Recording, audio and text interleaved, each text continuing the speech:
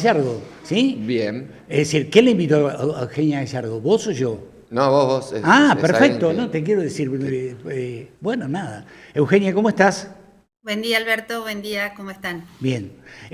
Bueno, estamos acá, arrancando la mañana con todas las complicaciones. Estábamos haciendo referencia a las complicaciones con las que estamos viviendo, que las tenemos que sortear. Yo decía, para un país, qué difícil establecer un presupuesto, digo, para una provincia en este caso, ¿no? Establecer absolutamente. Absolutamente.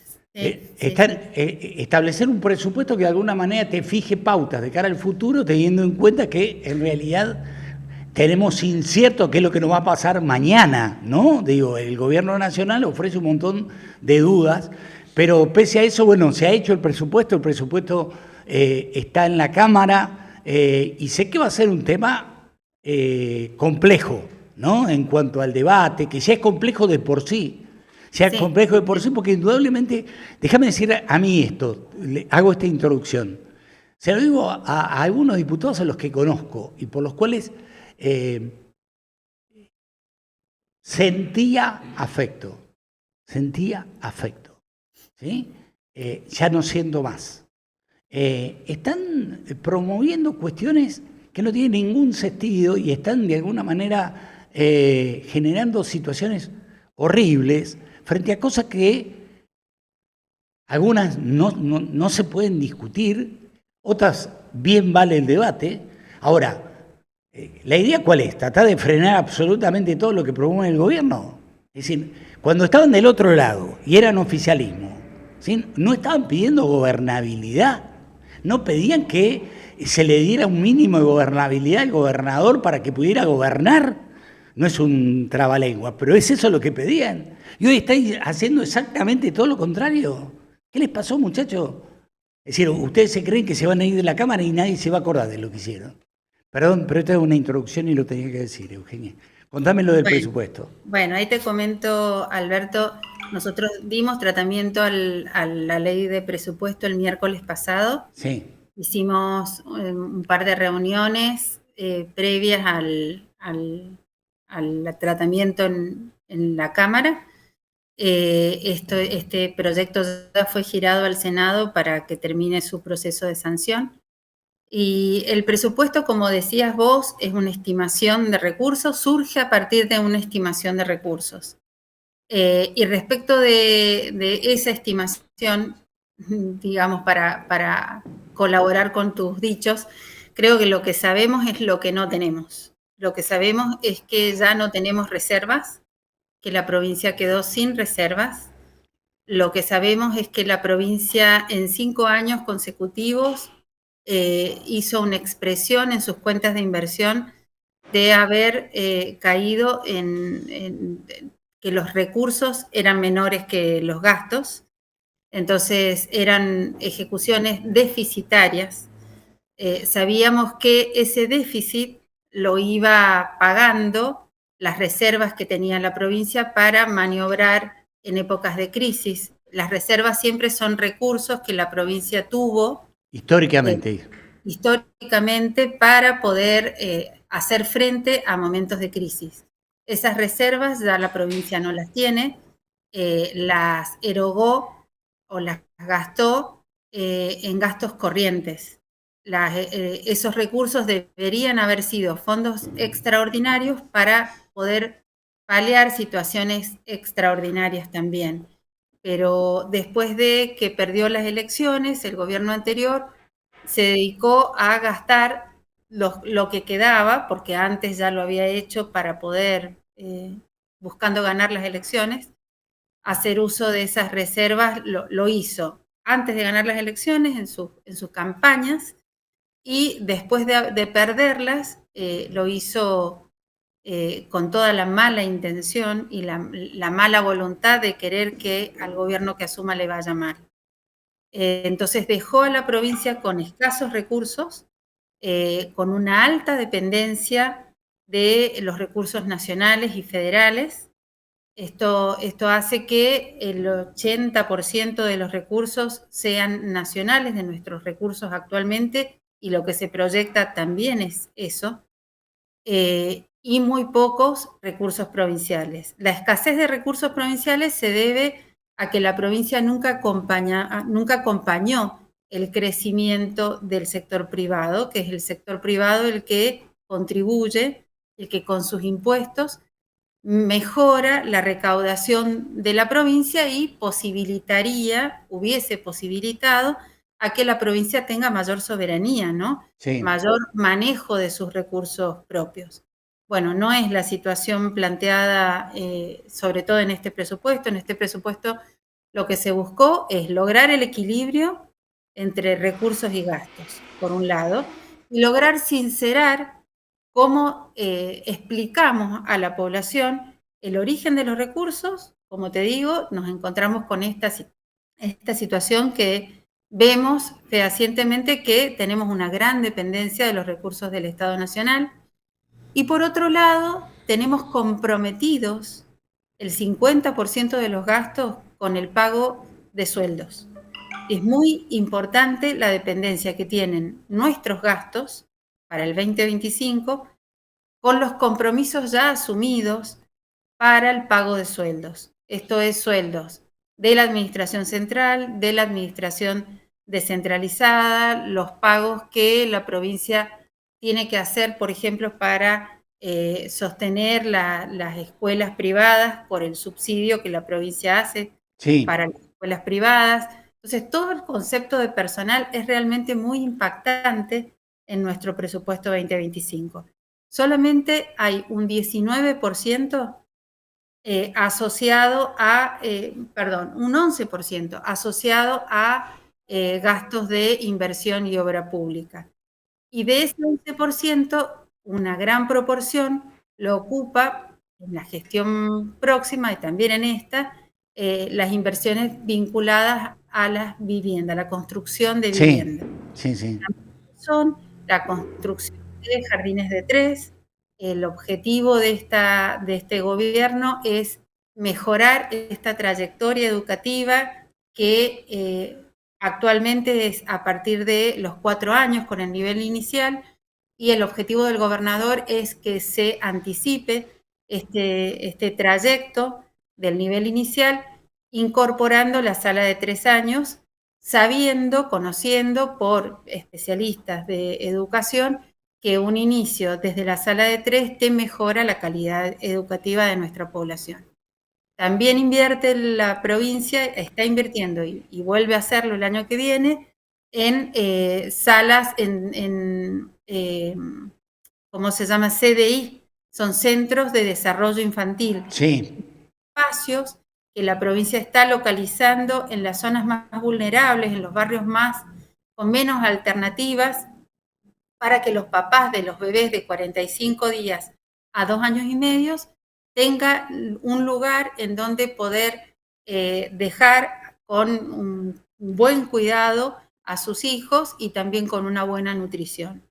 Creo que están muy claros cuáles son los ejes de esta gestión, ocuparse de un poco, como dice el gobernador, volver a cuidar y fortalecer este entramado social que está roto, y también con un fuerte apoyo al emprendedurismo y un apoyo también al sector privado para revertir esta desproporción que hoy tiene el presupuesto respecto de las fuentes de financiamiento y respecto de la posibilidad de rearmar esta cadena virtuosa que San Luis históricamente tuvo y que hoy está absolutamente rota.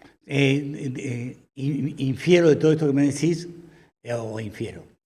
sé que todo esto que vos me decís tiene que ver con el hecho de tener que adjudicarle tantos recursos precisamente al funcionamiento del Estado, en desmedro quizás de la obra pública o en desmedro de otras cosas que históricamente se hicieron, porque ese presupuesto equilibrado del que hablamos hoy es casi imposible. Tenés una baja de recaudación, una baja de coparticipación, una baja de un montón de cuestiones, y encima tenés un montón de situaciones que las tenés comprometidas desde antes, porque es lo que dejó la gestión anterior, y que acá estuvieron Oscar Montero, estuvo Rubén Solguín dando números que tenían que ver precisamente con lo que había dejado el gobierno anterior, que estaba absolutamente orientado, ¿no? Por lo tanto, digo, sé que es difícil proyectar de cara a lo que viene y me parece que, bueno, lo que vos me estás dando son los lineamientos de una situación que es difícil para todos y para los que gobiernan también. Exacto, exacto. No estamos ajenos a una realidad claro, nacional, pero también con hechos provinciales que la hacen un poco más complicada a la situación. Lo que sí, sí te digo, para tranquilidad de todos, que el presupuesto es equilibrado, es decir, que hay un ajuste de que los gastos no van a superar los recursos. Es la voluntad del gobernador que esta provincia logre este equilibrio que lo había perdido, pero había un recurso con el que financiarlo, que eran los recursos reservados. Los recursos que estaban reservados para situaciones de crisis, que la provincia los gastó. Hoy no están esos recursos, hoy nos tenemos que manejar con lo que recibe de coparticipación y con lo que logra recaudar de los impuestos provinciales. El objetivo, como te digo, es poner a funcionar la máquina, que entendemos que la construcción de vivienda es un gran motorizador de la economía. Absolutamente, el mejor. Entonces, probablemente esto en un año pueda ir modificándose y podamos tener, como te digo, en el transcurso del resto de los años de esta gestión de gobierno, una mejor proporcionalidad y, bueno, una mayor independencia y soberanía económica y, por lo tanto, política. En la medida que tengas los recursos, vas a poder decidir el destino de los mismos. No tengo ninguna duda. Además, en condiciones normales la provincia siempre tuvo un presupuesto equilibrado. Me refiero a direccionar el 50% de gastos ordinarios y otro 50% de gastos de capital. Hoy parece utópico esto, digamos, es decir, parece una cosa irrealizable porque, bueno, la situación ya venía complicada y hoy mucho más, digo, lo que nos llega a lo nacional de alguna manera lo profundiza, así que... También ahí, en respecto de los gastos de capital y gastos corrientes, creo que había también un manejo de cómo conceptualizar un gasto corriente y un gasto de capital. Por ejemplo, históricamente se consideró al plan de inclusión social y todo el gasto que esto significa como un gasto de inversión. Claro. Los gastos de inversión son los gastos que te generan, digamos, que no son habituales, que no son permanentes y que te generan un impacto que derrama y multiplica y se perpetúa, digamos. En cambio, el gasto ocasionado por el plan de inclusión social es un gasto corriente y este presupuesto lo muestra como un gasto corriente. Siempre se ha mostrado como un proyecto de inversión que no lo es. Claro. ¿Está bien? El gasto de mantenimiento de hospitales también es un gasto que vos lo tenés que hacer. Desde que construís un hospital, ya sabés que son gastos que los tenés que hacer para mantener esa estructura.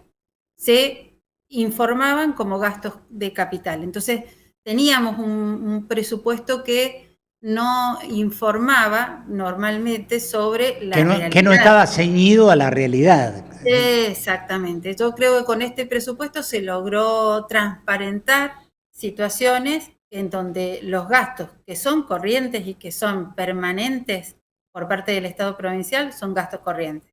Y los gastos de capital son los eventuales que te transforman un beneficio multiplicador de beneficios. Normalmente pasa eso.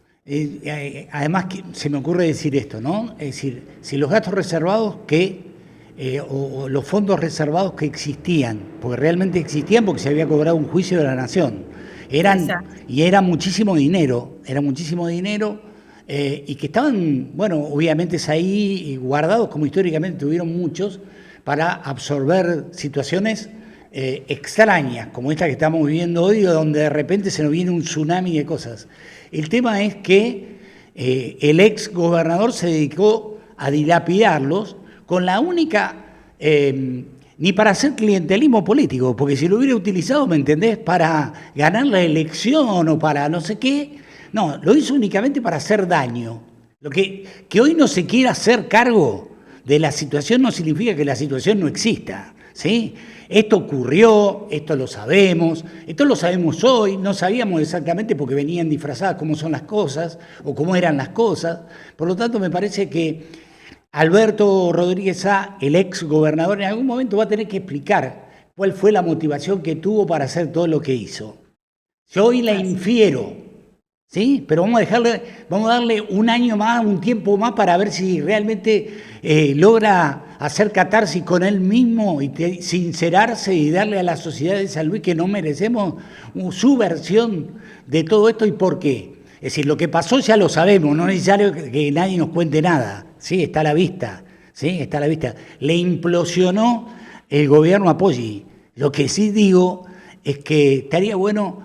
¿Viste que nadie pide disculpas en este mundo? Mira vos si viene y dice, la verdad, me quiero disculpar con el pueblo de San Luis, porque mi enojo con Poggi hizo que desnaturalizar absolutamente todo y tratara sin quererlo o queriéndolo de hacerle daño a ustedes. Mira si pidiera perdón. ¿Viste? Nadie pide perdón.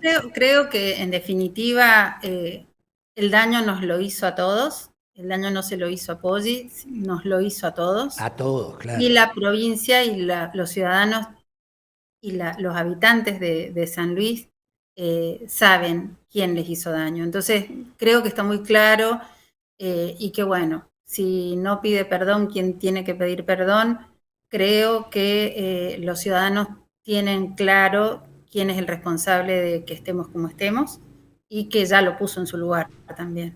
Así que...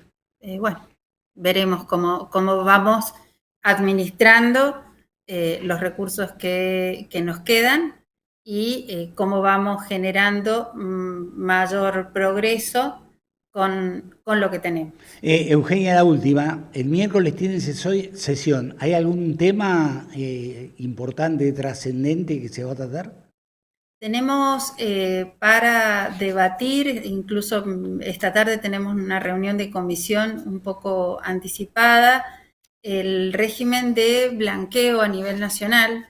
Es un régimen de regularización de activos, se llama, que veíamos que ha estado presente en todos los gobiernos nacionales en uno o en otro periodo, excepto en el de Néstor Kirchner. Desde Alfonsín a esta parte, todos los presidentes han hecho una legislación para beneficiar y para atraer el blanqueo de capitales.